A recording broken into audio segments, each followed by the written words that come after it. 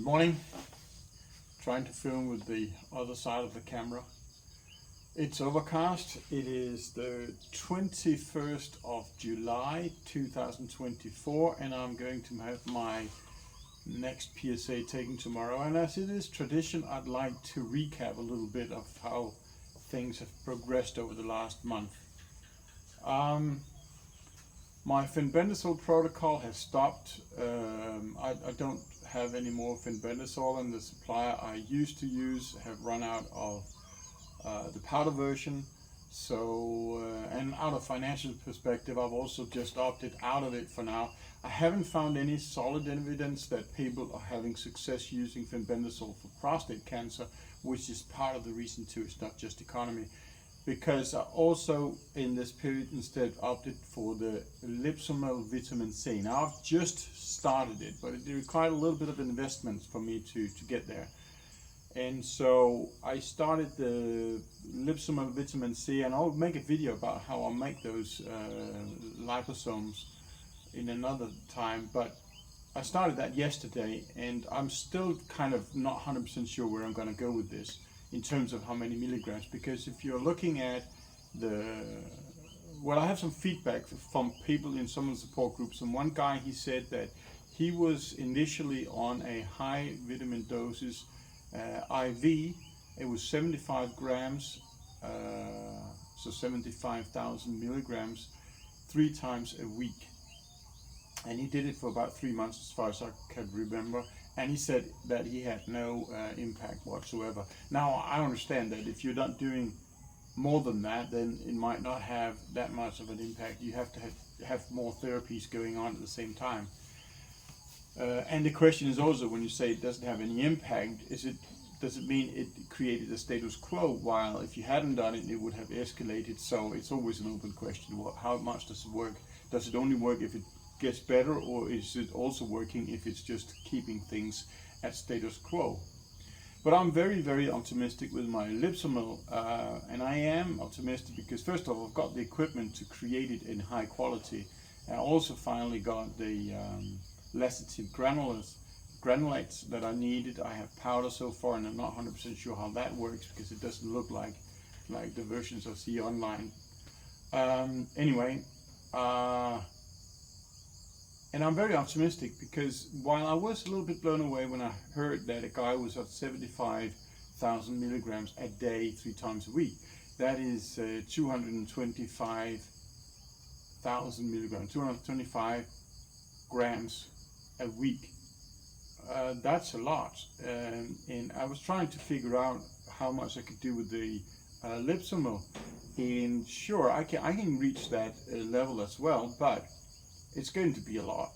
That's one thing. It's not going to be a big problem, but it's also going to be very, very expensive because the lecithin that I use is quite expensive. I think I paid about, what is that, $50–60 for 1 pound, and 1 pound equals about 3 weeks if I am at 18 grams a day, and that's what I am right now. I'm doing 3 doses of 6,000 milligram each, morning, dinner, and morning, lunch, and dinner.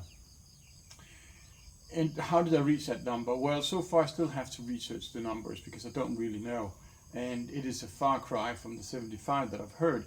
But I've also come across a lot of information saying that the Lipsomel has a higher cell bioavailability than IV has. You had a more immediate saturation of your bloodstream, obviously, if you do an IV, but because it's a water soluble that they use for IV, and it is lipids that I have with my Lipsomels, then the bioavailability in the cells allegedly is much higher.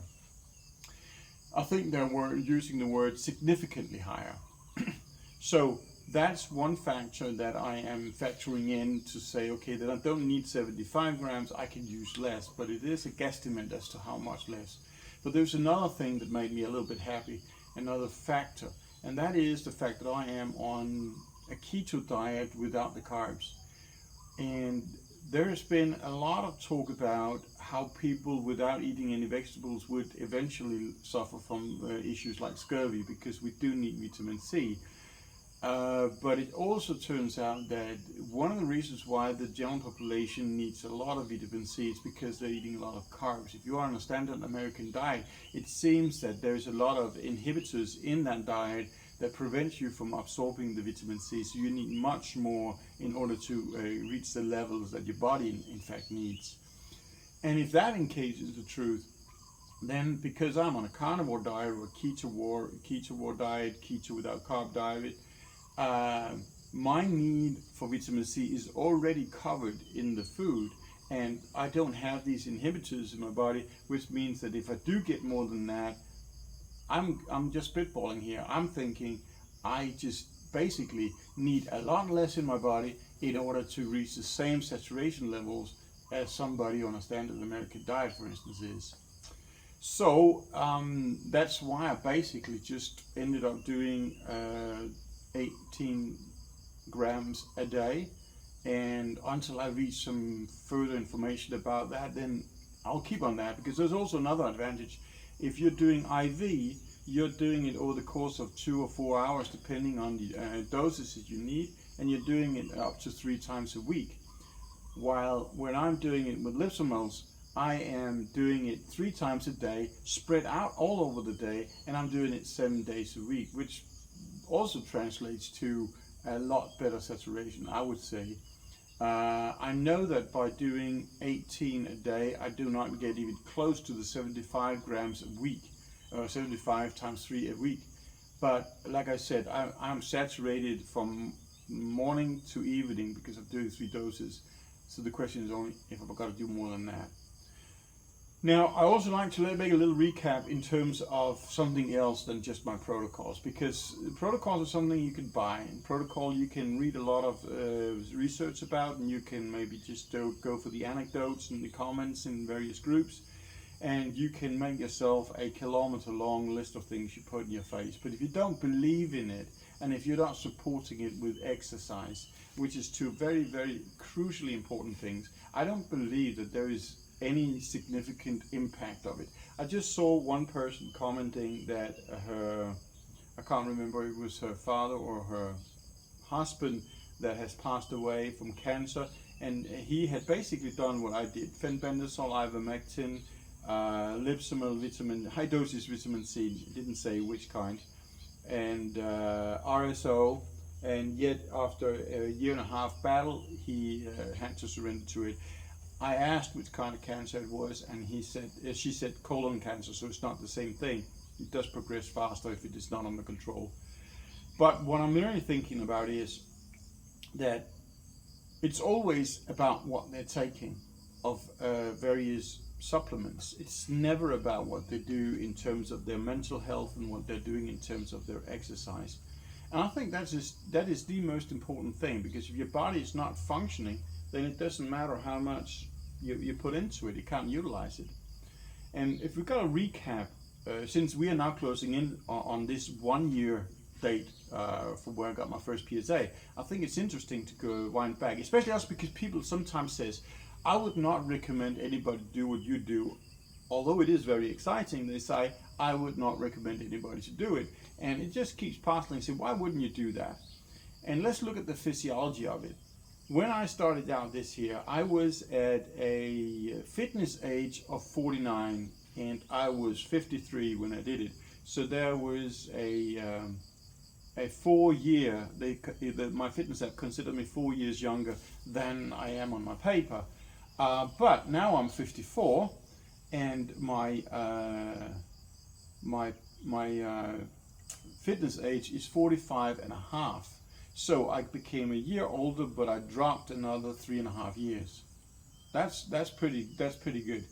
I can also say that I've got 4 different kind of runs that I have done and set personal best in my app that I've had for 8 years. I got the Phoenix 3 in 2016, Garmin Phoenix 3, and all 4 are set as personal best after I got my last PSA. And while one of them, the 1 kilometer is set last year in November, then all of them otherwise has been set this year. And the 5K run was at 29 minutes, and it was my personal best just set a few days ago. My VO2 max has gone from 42 to 46, and I am closing in very rapidly on 47, and that is in top 15% of the people using the app in my age group, and the age group is 50 to 54. So that is dramatically. My blood pressure has dropped for a long period of time to normal, but the last 2 weeks I've been struggling a little bit. It has been in the range of high normal, but I think it was because I also started the licorice, and licorice is not particularly good for your blood pressure. In terms of weight, when I started this adventure out, not when I started out, because I started out in the beginning of last year, but when I got my PSA in August, I was at 99 kilos. No, 99 kilos. Now I am at 85 kilos. So 14 kilos has been dropped over a year, which is also fantastic. And then there's my stress levels. My stress levels normally is at about 35, 34 as an average over the year. Now my stress level over the year is 26. It's fantastic. My sleep pattern has improved. And the reason why I'm recapping this is because if I'm going to look back at what I could have done and what I did versus what I did, then there's absolutely no doubt about that I'm in a much better place today than I was a year ago. But if I had taken, let's just say ADT for one thing, because it's palliative care we've got spread, and that's the standard of care in Thailand, then this would not have been the place I would have been in. I would not have been able to improve as much as I have, and they do talk about weight gain when you're on ADT, so actually dropping 13, 14 kilos, I don't think that would be all that easy. And then we have the whole mental attitude, the happiness, the joy, the relaxations, and there are no stress.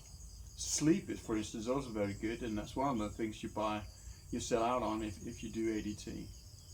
So I'm very, very, very pleased as where I'm at today. Tomorrow, yeah, it's going to be exciting, but as I said in my last video, I have decided that unless it's going absolutely rampant, obviously I can't say that, that my numbers has doubled or tripled or something fairly unusual to say the least, then obviously I have to hit the brake somehow, and there will be ADT. But unless we cross the 124, I'm not doing it, and I'm still not. At 124 is only now when I'm at 82. If it crosses 124 tomorrow, yeah, it's a jump I can't neglect. I have to do something about it. But if, say, it is slowly climbing and it reaches 124 eventually after 5 or 6 months, I won't do anything still. I think that's my status right now, but we will see. For now it's 82, and I am hoping with my melatonin protocol and a 17 strain RSO this time that there is some impact, and we've just touched base on vitamin C. But I've done it today, I will do today, and I did it yesterday, so I'll have 3 days of vitamin C before I do the test. No reason to postpone it. Anyway, as always, until next time, stay both happy and healthy.